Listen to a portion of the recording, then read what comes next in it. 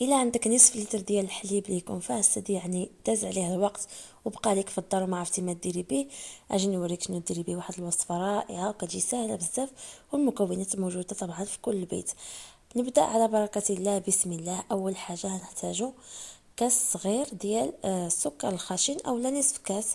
بالنسبه للكاس ديال العنبه يقدر اللي كيبغي السكر ناقص شويه يدير نصف كاس فهو كافي. غنديرو الجنجلان وغنديرو النافع انا كندير نص الكميه ديال النافع. كندير معلقه كبيره ما مطحوناش ومعلقه كبيره مطحونه. نتوما كيبقى لكم الاختيار، تقدروا ديروا النافع عادي ما مطحون ما والو. انا كنديرو مطحون، كيعجبني ديك النكهه ديالو مطحون. وكنديرو الجنجلان على حساب الرغبه، حتى هو كيبقى تقريبا 2 معالق كبار. هنديرو كاس ديال الفورس اللي يكون رطب، وكاس ديال الفينو. مكونات يعني موجوده في كل بيت. وغنخدموا ديك الكرتون الحليب ما نضيعوش. هنديروا خميره ديال الحلويات كيس واحد. وهنديروا كيس ديال الفاني، سكر منكه بالفاني كيس واحد.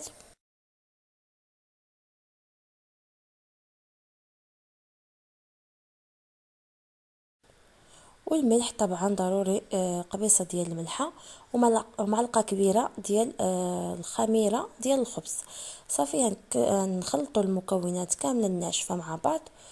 وانا بنتي كتعاونني. صافي هنخلطوا المكونات بهذا الشكل هذا. وهنضيفوا ديك الحليب اللي يكون في درجه حراره المطبخ.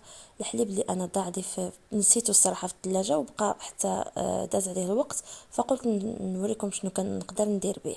صافي هنضيفوا ديك الحليب كيف ما كتشوفوا.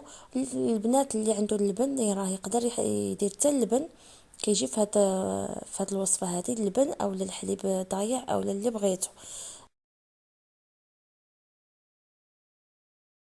كنديروا به بزاف ديال الوصفات. صافي غنخوي داك الحليب كيف ما كتشوفوا هو خاطر. خويته كامل نصف لتر ديال الحليب اللي ضايع كيف ما قلت لكم. صافي وغنخلطوا المكونات مع بعضها بهذا الشكل. وغنخليوها تخمر المره الاولى، غنخليوها تخمر باش داك السكر كيذوب، حيت راه مازال ما دايبش. ضروري خصنا نخليوه يذوب واحد 5 دقائق او 10 دقائق. وعاد باش ندوزو باش نكملو التحضير ديال الوصفه. صافي غنخلط، نتاكد من نخلط المكونات كامله.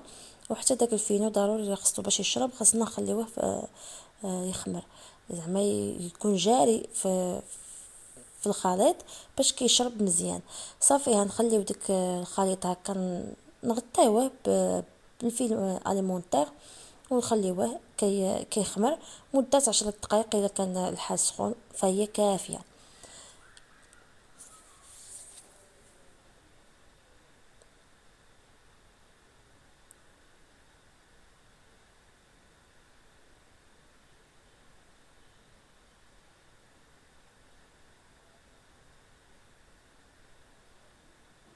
البنات انا كنديرو في الشمس، اللي عنده شي شميشه يدير فيها العجينه تخمر، راه كتخمر دغيا دغيا.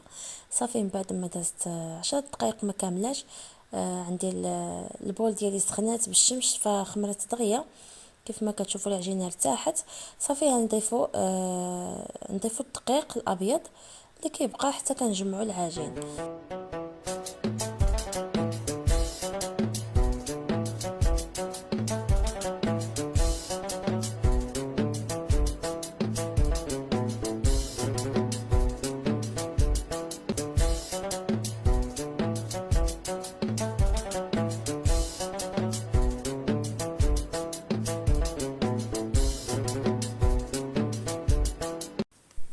من بعد ما نجمعوا العجينه البنات بالدقيق كيف ما كتشوفوا، ما كنجمعوهاش بحال الخبز، يعني ما كنقصحوهاش وما كندلكوهاش. صافي كنجمعوها على منين نشوفوها وصلت لهاد المرحله هذه، يعني ولات عجينه متماسكه وفي نفس الوقت باقيه كتلصق في اليد. صافي بركه عليها. انا نجمعوا الجوانب ديال البول ديالنا ونخليوها كتخمر. الخمره الثانيه ديالها اللي تكون هي التاليه ان شاء الله، باش نوجدوا الكريسات ديالنا تشوفوهم كيفاش كيجيو.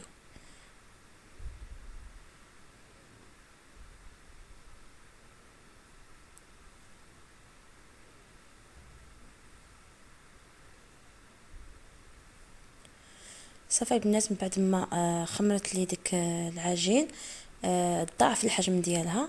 صافي غنبقى ندهن يدي بالزيت وغندير على شكل كويرات صغيورين اللي يكونوا حجم صغير. كيبقى لكم اختيار، اللي كيعجبوه كبار يديرهم كبار، انا كنديرهم صغيورين باش ما كنقرصهمش يعني. صافي كندير ديك الكويره وكنحطها وكتنفخ وكتجي هي هذيك.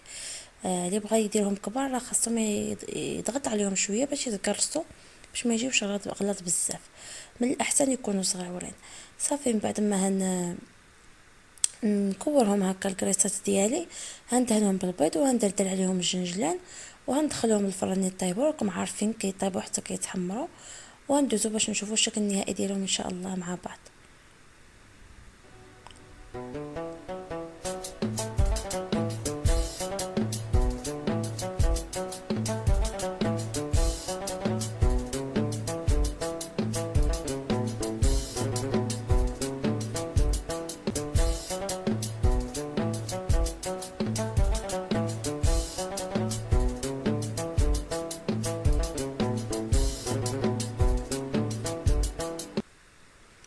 وهذا هو الشكل النهائي ديال الكراسات ديالنا من بعد ما كيوجدوا. اللي حضرناهم بديك كرتون الحليب اللي فسد لينا وضاع، كيجيو رائعين البنات. راه ماشي بحال اللي كنعجنوهم بالماء، راه ماشي بحال، كيجيو هشاش بزاف وفتيين ورطب. نتمنى تجربوهم ونتمنى تتبعوني وتشاركوا الفيديو مع الاصدقاء ديالكم. شكرا لكم على المتابعه، ونتلاقاو في فيديو اخر ان شاء الله. الى اللقاء.